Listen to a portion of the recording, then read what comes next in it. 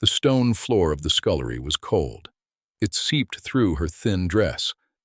The water in the basin was colder still. Her raw, red hands moved without feeling. Upstairs, the music had begun. The sound of laughter drifted down like ash from a distant fire. She was not part of that world. She was the dirt beneath its feet. The head housekeeper's shadow fell over her. "You will stay here until every last pot shines. Do you understand, girl? Not a speck. The Duke's guests must see nothing but perfection." The shadow moved away. The girl, Eleanor, was alone again. The weight of the silence pressed down. It was heavier than the iron pots, heavier than the endless stairs she climbed each day. She looked at her chapped hands. She looked at the dark, empty corridor. There was no one, no family, no friend, no kind word left in the world to warm her. Her breath hitched. A single tear traced a clean path through the grime on her cheek. She leaned her forehead against the cold stone wall. And then the whisper came. It was not a cry. It was the sound of a soul emptying itself. "I have nothing left." The words hung in the damp air, a confession to the shadows, a prayer to the only one who might be listening. In the grand ballroom above, a violin sang a merry tune. Down in the dark, a heart broke, and God heard every word. Eleanor remembered kindness. It was a distant memory, soft and faded like a pressed flower. She remembered her mother's hands, gentle and sure. She remembered her father's voice, reading by the firelight. Their small cottage had been filled with love. It had been filled with prayer. Then the fever came. It took everything. It left only a scared child of 7 years. The parish overseer had a cold eye. He looked at her as one looks at a stray dog. "The Duke's estate needs a scullery made. Be grateful for the roof." That was 10 winters ago. Eleanor grew up in the shadows of the great house. She learned to be silent. She learned to be invisible.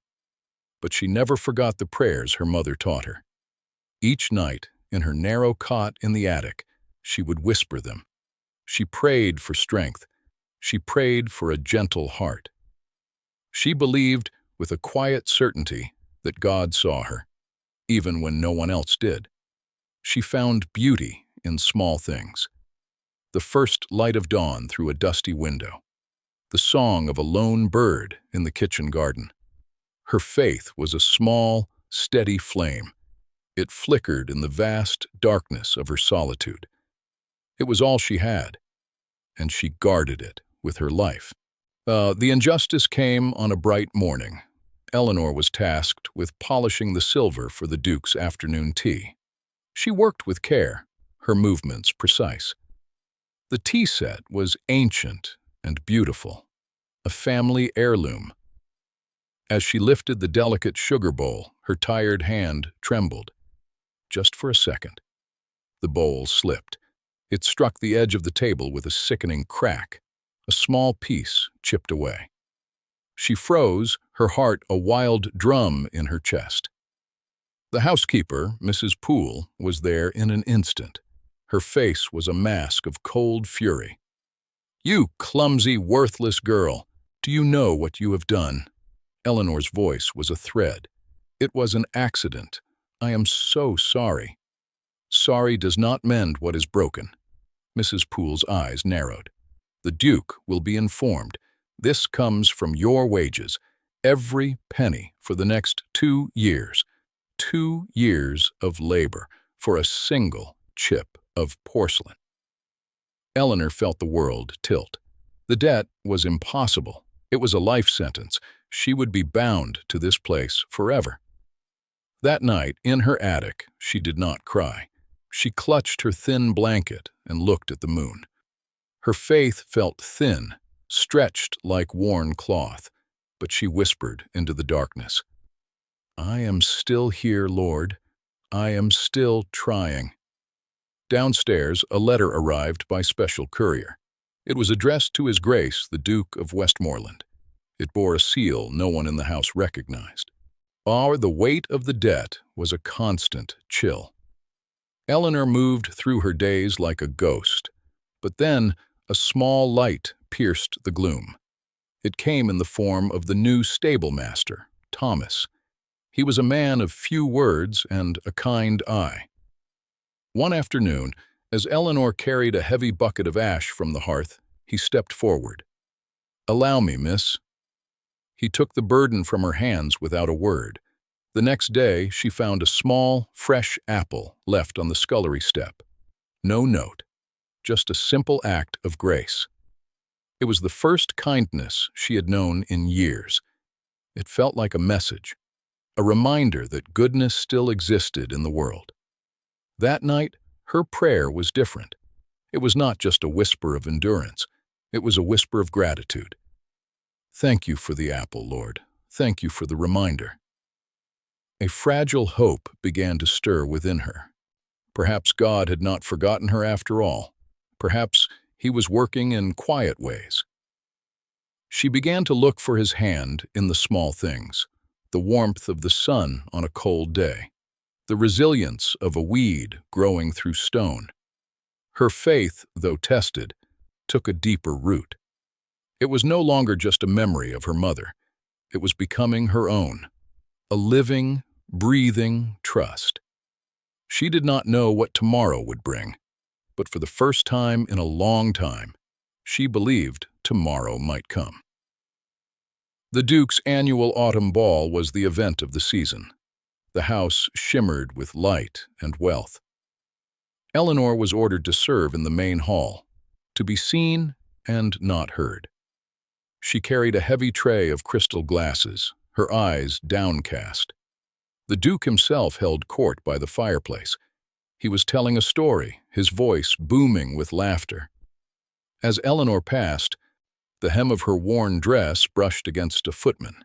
She stumbled. The tray tilted. A single glass fell. It shattered on the marble floor with a sound like a gunshot. The music stopped. Every aristocratic eye turned to her. The Duke's smile vanished. His face darkened with contempt. "You, the clumsy orphan from the scullery! Look what you have done!" Eleanor stood amidst the shards, exposed. She was a spectacle of poverty, a stain on his perfect evening. Mrs. Poole rushed forward, her face scarlet with shame. "Your Grace, my deepest apologies. The girl is a simpleton. She has no breeding." The Duke waved a dismissive hand. His words were ice. "Get this rubbish out of my sight. She will work in the laundry from this day forward. She is not fit to be seen." The laughter returned as she was led away, and the heat of 100 stares burned her skin. She was nothing, less than nothing. She was rubbish to be discarded. That night, the attic felt like a tomb. The hope Thomas's kindness had sparked was extinguished. The debt, the shame, the loneliness, it was a crushing weight. She had reached the end of herself, and in the profound silence, a terrible truth began to form in her heart. The laundry room was a damp, steaming hell. Eleanor's hands were raw from lye and scalding water. The weight was too much. The loneliness was a physical pain. She fell to her knees on the cold stone floor. The last fragment of her strength shattered. She lifted her face, streaked with sweat and tears, toward the small, high window.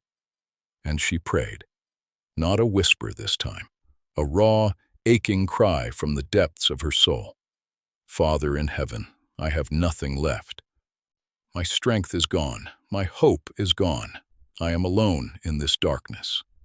Do you see me? Do you hear me? I am clinging to you with my last breath. I have nothing to offer but my broken heart. Please, God, please do not pass me by."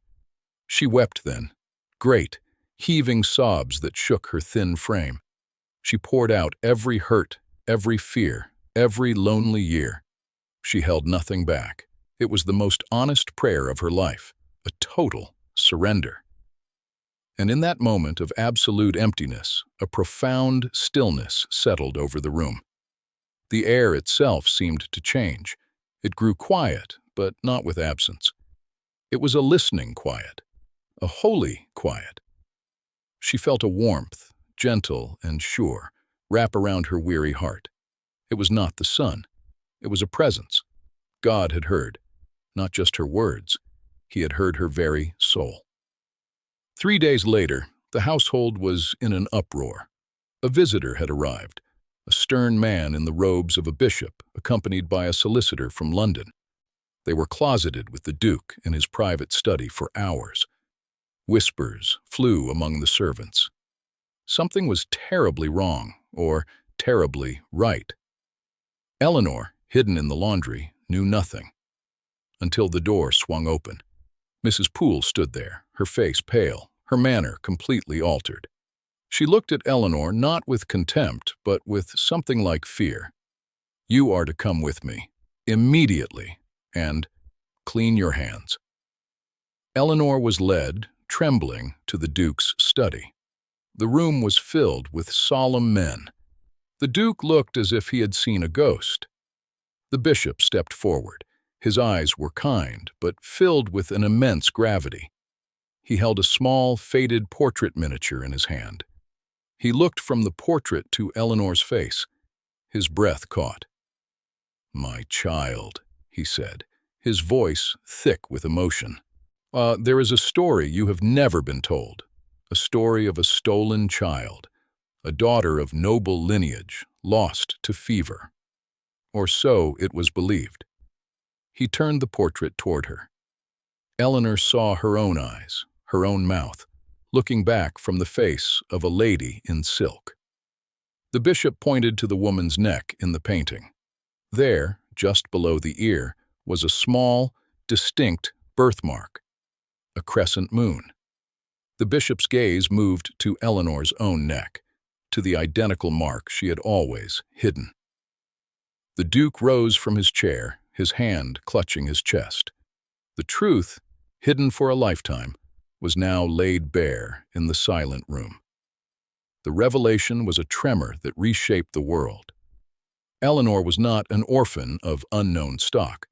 She was Lady Eleanor, the true daughter of the late Viscount and Lady Marlowe. Her parents had not perished from fever, but they had been lost at sea when she was an infant. The corrupt steward had sold the infant Eleanor to a childless couple, who later truly did die of fever, erasing all traces of her true identity. The Duke, a distant cousin, had unknowingly housed his own kin in the scullery. The bishop's investigation, prompted by a deathbed confession from that old steward, had finally uncovered the truth. The Duke fell to his knees before her, his voice broken with shame. "Forgive me. I have been blind. I have wronged you in ways I can never mend." But Eleanor, her heart overflowing with a grace she did not know she possessed, simply placed a hand on his shoulder. "There is nothing to forgive. God has written a story we could not see." Her life transformed in an instant. The debt was erased. The humiliation was washed clean. She was restored to her name, her title, and the vast inheritance that was rightfully hers. Yet the greatest miracle was not the wealth or the status.